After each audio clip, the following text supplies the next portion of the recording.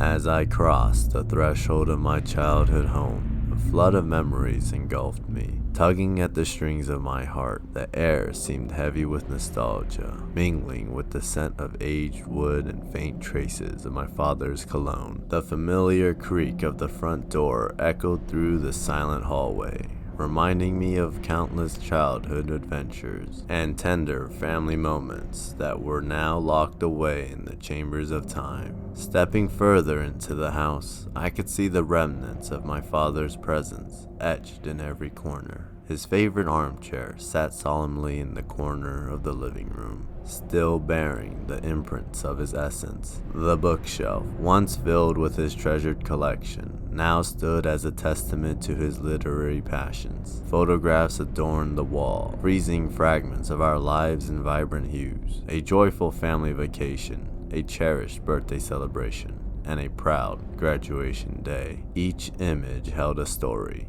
a memory, a piece of my father's soul. My purpose for returning to this sacred space was bittersweet. The loss of my father had left a void in our lives, and my mother's grief weighed heavily upon her fragile shoulders. Her presence was both comforting and haunting, a reminder of the love that once bound our family together. Today, she had ventured out with her sister, seeking solace in the hustle and bustle of the outside world. Left alone in this hallowed abode, I found myself yearning for their return, craving the familiar warmth of their company. The stillness of the house enveloped me, punctuated only by the gentle hum of the refrigerator in the distance. I wandered through the rooms, tracing the well-worn path of my childhood. The sun cast its golden rays through the windows, illuminating the faded wallpaper and casting dancing shadows on the worn wooden floors. It was a space frozen in time, where whispers of the past whispered in the cracks and crevices. As I reached the staircase, the polished banister beckoned me upward. Each step groaned softly under my weight,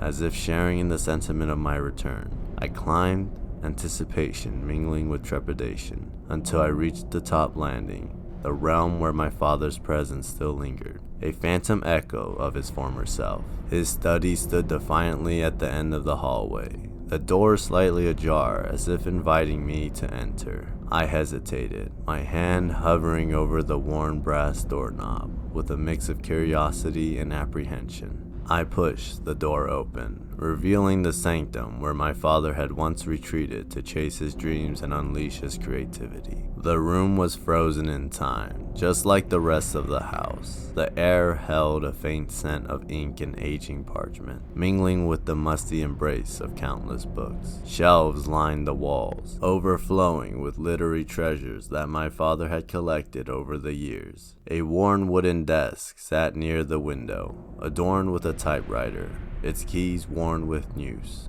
a testament to the countless stories my father had woven. I moved further into the room, tracing my fingers over the spines of the books, as if seeking solace in their familiar touch. The room seemed to whisper secrets, inviting me to unravel the mysteries that lay dormant in its depth. The sunlight filtered through the curtains, casting a soft glow on the faded Persian rug that adorned the floor, adding a touch of warmth to the otherwise somber atmosphere. The day dawned with a somber haze, matching the heaviness in my heart. My mother had decided to venture out once again, accompanied by her sister, leaving me to wander the corridors of our haunted abode. The solitude weighed upon me as I navigated the familiar terrain, the memories of my father's spectral encounters still fresh in my mind. The house seemed to hold its breath, as if it too sensed the presence that had stirred me to my core. The soft murmur of the wind outside whispered through the windows. I found myself drawn to the staircase, its steps worn with time, guiding me toward the enigmatic realm where my father's apparition had materialized. With each step, a mix of curiosity and trepidation coursed through my veins, heightening my senses. The second floor landing greeted me with a hushed silence, the doors to various rooms standing guard like sentinels. But it was the door to my father's study that beckoned me once more, its slightly ajar position inviting me to confront the inexplicable. I pushed the door open, revealing the dimly lit sanctum that had once been my father's creative refuge. The sunlight filtered through the heavy curtains, casting ethereal rays across the room. Dust particles danced in luminous beams, a delicate ballet suspended in time. My eyes scanned the room, searching for any trace of the mysterious apparition. The air hung heavy with anticipation, a veil between the tangible and the ethereal. And then, as if the universe had conspired to test the limits of my belief, it happened again. A whisper,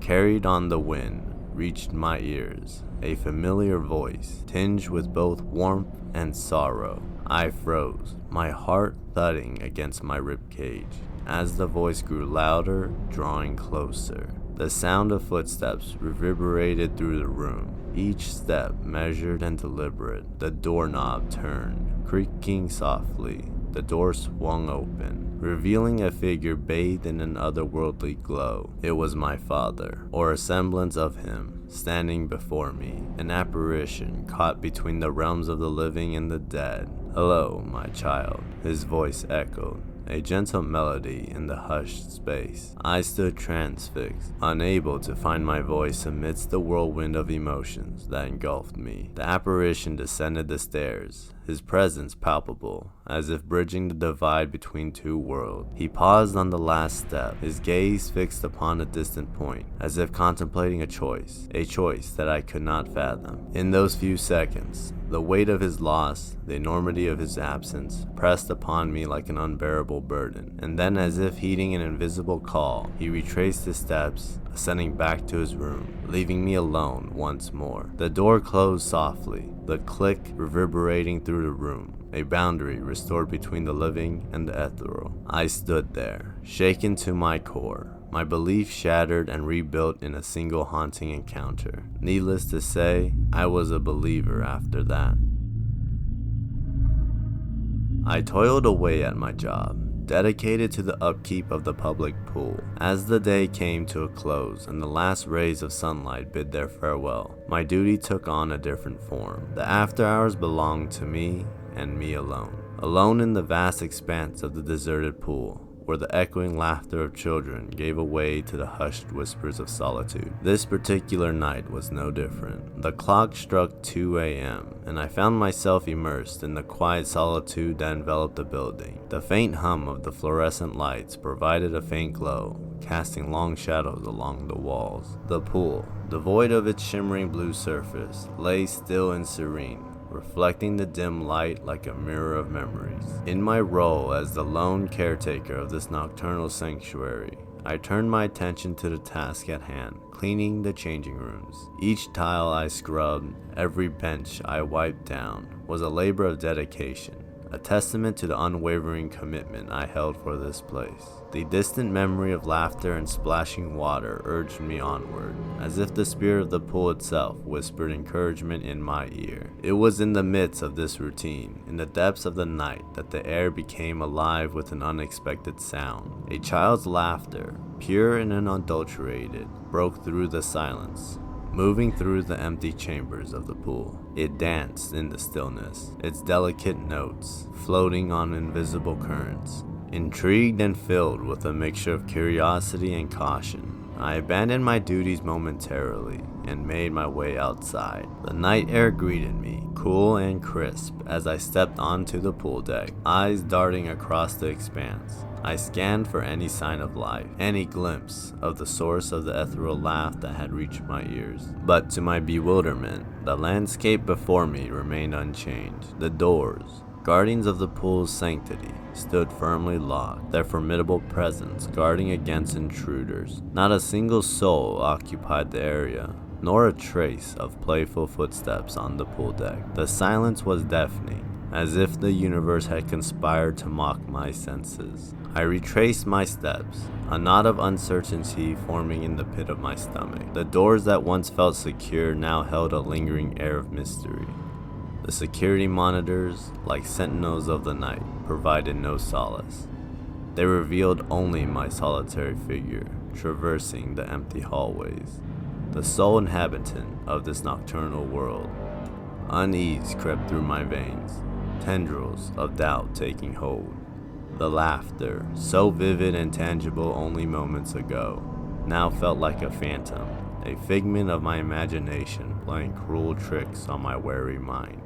With a heavy heart and a shiver down my spine, I resumed my duties, haunted by the unexplained and longing for the solace of daylight. In the days that followed, the mysterious laughter, a cloud of uncertainty, settled over the public pool, casting its shadow on my every move. The once familiar corridors now seemed tinged with an ethereal hue, and the air held a lingering sense of anticipation, as if waiting for the next enigmatic occurrence to unfold. Undeterred by the eerie atmosphere, I donned my custodial uniform and ventured into the heart of the pool, determined to confront the enigma that had taken residence within its walls. The lights flickered intermittently, casting shadows that played tricks on my eyes, heightening my senses and amplifying the mystery that lay before me. As the night draped its inky shroud, I moved through the dimly lit hallways, my footsteps echoing faintly against the cool tiles. Whispers, barely audible, brushed against the edges of my consciousness, like secrets longing to be discovered. Each creaking door and gentle draft seemed to carry with it a story untold, beckoning me further into the depths of the pool's enigma. It was during those moments, amidst the silence and uncertainty, that I stumbled upon a group of night shift workers, their presence a comforting reminder that I was not alone in this dance. Another strange occurrence last night, eh, Michael? A wiry man with a dry wit spoke up, his voice tinged with a mix of skepticism and intrigue. I nodded, the weight of the unexplained pressing upon my shoulders. The laughter, it returned, but still, I found no trace of its origin.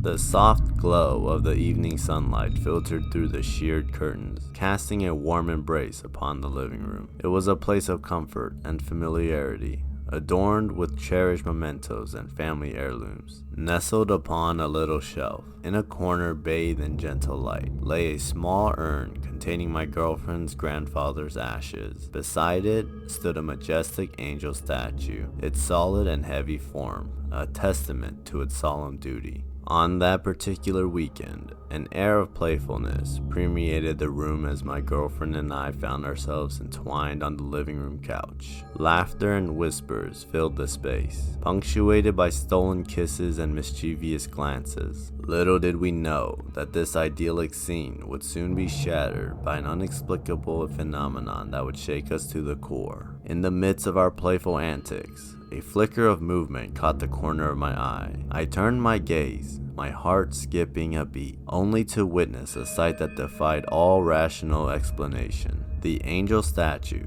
with an otherworldly force, tore itself away from the wall, as if it propelled by an unseen hand. The air around it seemed to ripple with energy as it soared through the air, accompanied by a deep grunt that reverberated through the room. Frozen in disbelief, we stood there, our eyes wide with shock, as the statue crashed onto the floor, disturbing the tranquil stillness. Time seemed to stand still as we grappled with the impossible reality before us. I reached out a trembling hand, expecting to touch the cool surface of the angel, now lying askew amidst fragments of shattered serenity. A moment of silence hung in the room, broken only by the pounding of our hearts. Gathering my wits, I turned to my girlfriend, my voice barely a whisper, and asked, Did you see that too?" She nodded, her eyes mirroring my own astonishment. We shared a wordless understanding that something extraordinary had just transpired, something that defied the laws of nature. The sun had dipped below the horizon,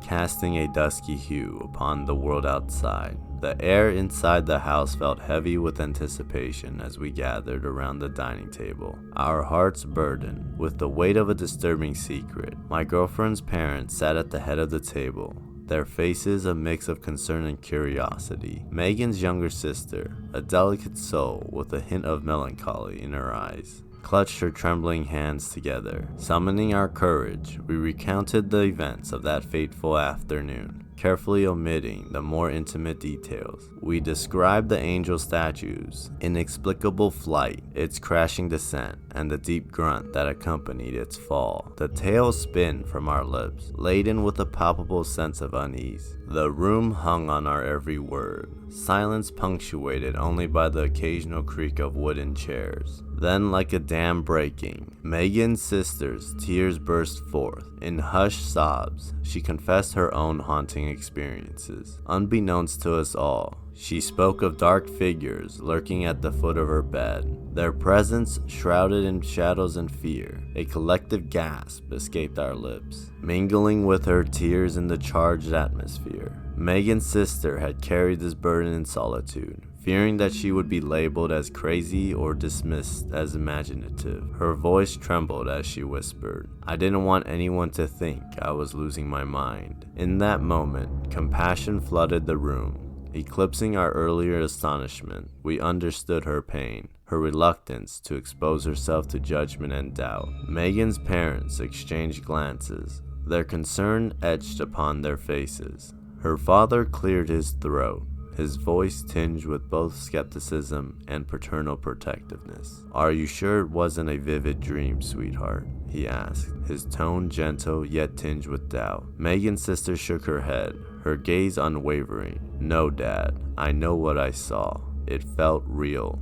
Too real." Her words hung in the air, resonating with an unsettling truth. The room fell into solemn silence, broken only by the sound of Megan's mother's soft sigh. "Something isn't right," she said, her voice quivering with concern. "We can't ignore this. Our family's well-being is at stake." In that moment, we realized that we were no longer mere witnesses to inexplicable occurrences, but participants.